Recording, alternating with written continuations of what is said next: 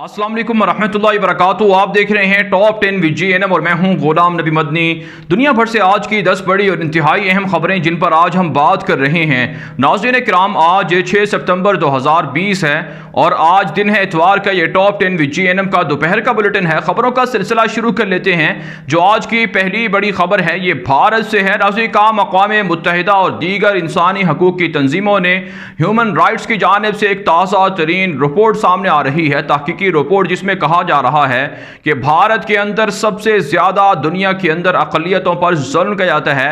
भारत के अंदर अक़लियतें महफूज नहीं हैं। मुसलमानों को तशद्दुद का निशाना बनाया जाता है, कत्ल किया जाता है, जेलों में डाला जाता है। यहाँ तक कि कश्मीर के अंदर भी बुनियादी इंसानी हकूक़ की वायलेशन की जा रही है। जो ताज़ा तरीन रिपोर्ट सामने आ रही है ये ह्यूमन राइट्स की जानिब से शाया की गई है। इससे पहले एमनेस्टी इंटरनेशनल ने भी रिपोर्ट दी थी कि भारत के अंदर सबसे ज्यादा अक़लियतों पर जुल्म होता है। नाज़रीन किराम, ताज़ा रिपोर्ट के मुताबिक ये भी कहा जा रहा है कि जो कोरोना वबा है इसके नतीजे में सबसे ज़्यादा दुनिया भर के अंदर मुसलमानों को भारत ही के अंदर तशद्दुद का और इसी तरह से नफरत अंगेज़ी का सामना करना पड़ा है। और साथ साथ इस रिपोर्ट में कहा गया है कि मोदी के आने के बाद सबसे ज़्यादा मुसलमान और दीगर अक़लियतें भारत के अंदर गैर महफूज हुई हैं। इससे नाज़रीन किराम साबित होता है कि दुनिया का सबसे बड़ा दहशतगर्द मुल्क भारत है और दुनिया के अंदर सबसे ज़्यादा तशद्दुद और जुल्म भारत की जो हुकूमत है, फौज है, पुलिस है, वो भारतीय मुसलमानों पर और कश्मीरी मुसलमानों पर कर रही है। फिर भी दुनिया के अंदर सबसे बड़ा जमहूरियत का चैंपियन या अलमबरदार भारत को करार दिया जाता है, जो मगरब की मुनाफकत और दोहरे रवैये का मुंह बोलता सबूत है। आगे बढ़े नाज़रीन किराम, जो आज की दूसरी बड़ी खबर है ये भारत के वज़ीर दिफा राजनाथ सिंह के दौरा ईरान के हवाले से है। नाज़रीन किराम, आप जानते हैं भारतीय वज़ीर दिफा राजनाथ सिंह ने मॉस्को का 3 रोज़ा दौरा किया, जहां चीन के हम मनसब से मुलाकात की थी। उसके बाद वो ईरान रवाना हुए थे। तेहरान का दौरा उनका सामने आया था और अब इतलात ये हैं कि तेहरान के दौरे में उनकी ईरान के आला हुकाम से मुलाकातें तो हुई हैं, लेकिन ईरान ने भारत को साफ और दो टोक जवाब दे दिया है कि वो चीन और पाकिस्तान के खिलाफ किसी भी सूरत भारत का साथ नहीं दे सकते हैं। अब नाज़रीन किराम, जो ईरान के हुकाम हैं वो भी समझ चुके हैं कि उनका मुस्तकबिल और फ्यूचर पाकिस्तान या चीन के साथ है, इसलिए वो पाकिस्तान और चीन की मुखालफत मोल लेकर वो किसी भी सूरत भारत का साथ नहीं देंगे। राजनाथ सिंह को दो टोक अंदाज में कह दिया गया है, जिसके बाद भारत को मुंह की खानी पड़ी है, हजीमत का सामना करना पड़ा है ईरान के सामने। और हमारी इतलात ये हैं कि इस दौरे के दौरान राजनाथ सिंह ने चाबहार पोर्ट के मंसूबों को फौरी आगे बढ़ाने का भी कहा है, लेकिन ईरान ने वाजे कर दिया है कि अब तो चीन से $400 अरब का मुआहिदा हो चुका है, हम आपके साथ किसी भी सूरत मुआहिदा करके आगे नहीं बढ़ सकते हैं। इसका मतलब यह है कि ईरान के अंदर जो भारत ने अरबों डॉलर की सरमायाकारी की थी गवादर पोर्ट के मुकाबले में, सी पैक के मुकाबले में चाबहार पोर्ट के अंदर, वो बर्बाद हो चुकी है और अब ईरान से रुसवाई का सामना करना पड़ रहा है भारत को। और नाज़रीन किराम, हमारी इतलात ये भी हैं कि ईरान के दौरे के दौरान भारतीय वज़ीर दिफा ने यह भी कहा है कि चीन से सालसी करके भारत की मदद की जाए, इसे भी मुस्तरद कर दिया गया है। इसका वाज़ेह मतलब है कि पाकिस्तान का बयानिया जीत रहा है। अफवाज पाकिस्तान, सलामती के इदारे और अवाम और हुक्मरानों के जो फैसले हैं वो दुरुस्त साबित हो रहे हैं और ईरान भी अब राह रास्त पर आ चुका है। आगे बढ़े नाज़रीन किराम, जो आज की तीसरी बड़ी खबर है ये भारत से है। नाज़रीन किराम, 2002 के अंदर मोदी दहशतगर्द गुजरात का वज़ीर आला था, जहां पर मुसलमानों पर तशद्दुद किया गया और सैकड़ों मुसलमानों को शहीद कर दिया गया था। दुनिया भर के अंदर मोदी दहशतगर्द के खिलाफ पाबंदियां लगी, यहां तक कि उसे अमरीका जाने पर भी पाबंदी उस पर आयद कर दी गई थी। लेकिन अब गुजरात की एक अदालत ने फैसला दिया है कि 2002 के अंदर मोदी का कोई कसूर नहीं था, वो फसादात के अंदर मुलव्विस नहीं थे। हालांकि नाज़रीन किराम, आप जानते हैं गुजरात के वज़ीर आला मोदी थे और इन्हीं के मशवरे और इन्हीं के हुक्म से वहां पुलिस के हाथों और फौज के हाथों और हिंदू दहशतगर्दों के हाथों मुसलमानों का कत्लेआम किया गया था। इससे भारत के अदलिया के निज़ाम पर वाज़ेह तौर पर सवाल उठता है कि किस तरह से एक दहशतगर्द को क्लीन चिट दी गई है और उन्हें बरी कर दिया गया है। इसके अलावा नाज़रीन किराम, भारत से खबर यह सामने आ रही है कि अयोध्या मंदिर तामीर करने के लिए हिंदू दहशतगर्दों की फंडिंग का अमल जारी है और मुसलमानों पर हमले की धमकियां भी दी जा रही हैं कि बाबरी मस्जिद की जगह मंदिर ही बनेगा और मुसलमानों का एक मरतबा फिर कत्लेआम होगा जब राम मंदिर बन जाएगा। उस दौरान कहा जाता है बड़े पैमाने पर जो हिंदू दहशतगर्दों का बीजेपी का प्लान है वो ये है कि वहाँ मुसलमानों को कत्ल किया जाए, जबकि बाबरी मस्जिद के हवाले से भी इतलात ये हैं कि उसे भी तामीर किया जा रहा है, लेकिन मुसलमानों ने मुतबादल जगह पर बाबरी मस्जिद की तामीर को मुस्तरद कर रखा है। आगे बढ़े नाज़रीन, जो आज की चौथी बड़ी खबर है ये चीन और भारत के दरमियान जंग और तनाज़े के हवाले से है।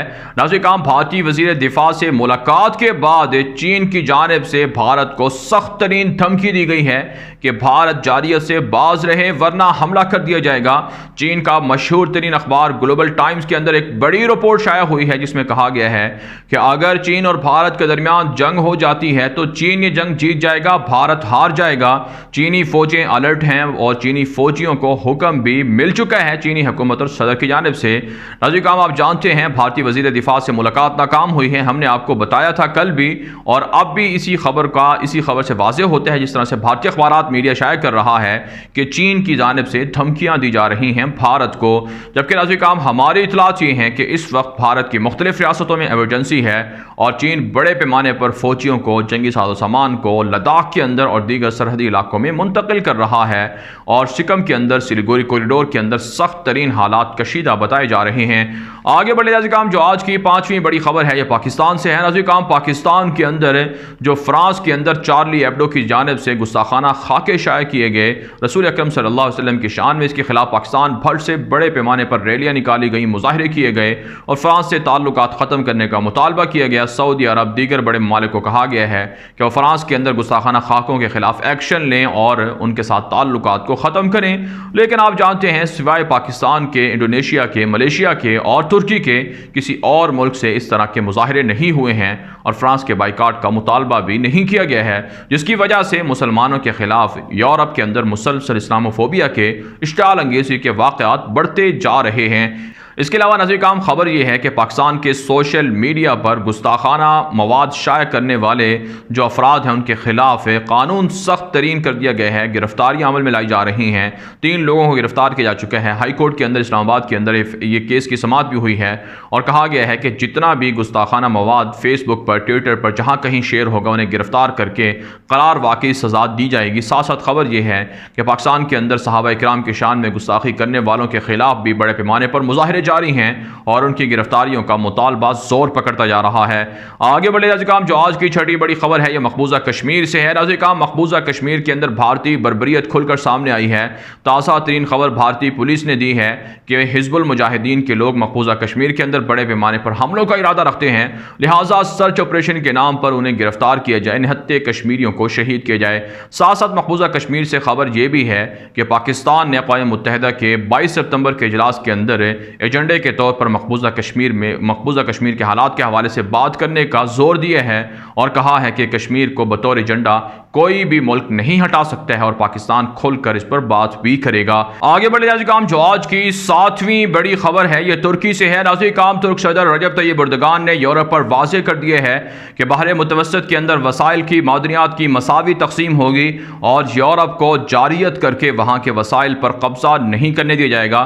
साथ साथ तुर्की से एक दूसरी बड़ी खबर यह है कि तैयब एर्दोगान ने 16वें बड़े मेडिकल सिटी का इफ्तिताह कर दिया है।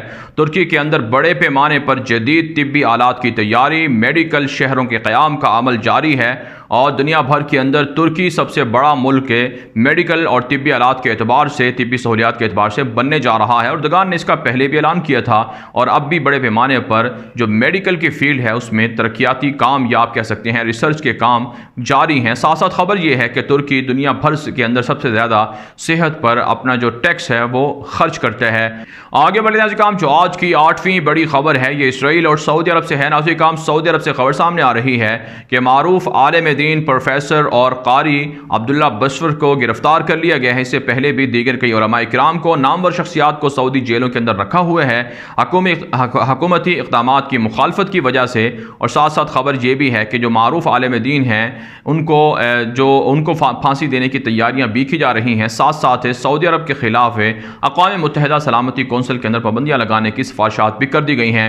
इसके अलावा नाज़रीन, इसराइली मीडिया के अंदर सऊदी अरब के शहर मक्का मुकरमा बैतुल्ला शरीफ के अंदर जो जुमे का खुतबा हुआ है उस हवाले से बड़ी बड़ी रिपोर्टिंग की जा रही हैं और इस रिपोर्टिंग के अंदर ये कहा जा रहा है कि इमाम हरम या इमाम काबा शेख अब्दुर्रहमान अस्सुदैस ने जुमे के खुतबे के अंदर सऊदी अरब और इसराइल के ताल्लुकात के हवाले से बात की है और सऊदी अरब भी अब इसराइल को तस्लीम करने जा रहा है। मशहूर अखबार यरूशलेम पोस्ट है जिसके स्क्रीनशॉट भी इस वक्त आप हमारी स्क्रीन पर देख सकते हैं कि किस तरह से इसराइली अखबारात रिपोर्टिंग कर रहे हैं कि इसराइल को सऊदी अरब भी अब तस्लीम करने जा रहा है।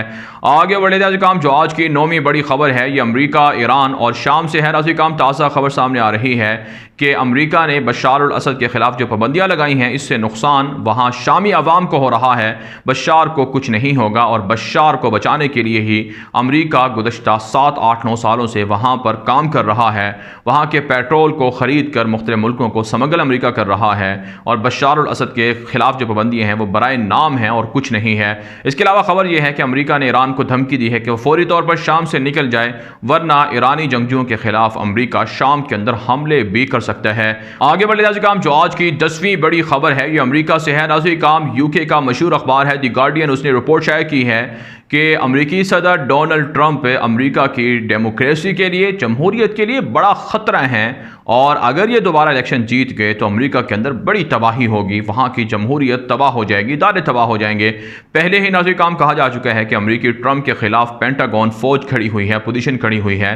जबकि नाज़रीन काम हमारी राय ये है कि अमरीका के अंदर चाहे ट्रंप जीते या फिर जो बाइडन जीते, दोनों ही मुसलमानों के लिए बड़ा ख़तरा हैं। यहूदियों के साथ ताल्लुकात में ट्रंप मशहूर हैं जबकि अफगानिस्तान से अमरीकी अफवाज के आदमी इनखला के हवाले से जो बाइडन मशहूर हैं और दोनों का किरदार मुसलमानों के कत्ले आम से भरा हुआ है। इसके अलावा खबर यह है कि ट्रंप ने अपनी फौज के खिलाफ तनकीद की थी कि आलमी जंग के अंदर लड़ने वाले फौजी शिकस्त खोरदा बुज़दिल थे, उसके खिलाफ तनकीद की जा रही है। यहाँ तक कि फॉक्स न्यूज़ के अंदर एक रिपोर्टर ने रिपोर्ट दी तो उसे भी हटा दिया गया है और ट्रंप को हटाने का या उसे वोट न देने का मुतालबा भी जोर पकड़ता जा रहा है। भारत नाज़रीन काम दुनिया भर से थी आज की 10 बड़ी खबरें। इन खबरों के हवाले से आपकी क्या राय है? अपनी राय कमेंट के जरिए से जरूर हम तक पहुंचाएं। मजीद खबरों के लिए आप हमारे ट्विटर अकाउंट दुनिया मेरे आगे और गुलाम नबी मदनी फॉलो कर सकते हैं। आज के लिए इतने ही, इजाजत दीजिए। अल्लाह हाफिज।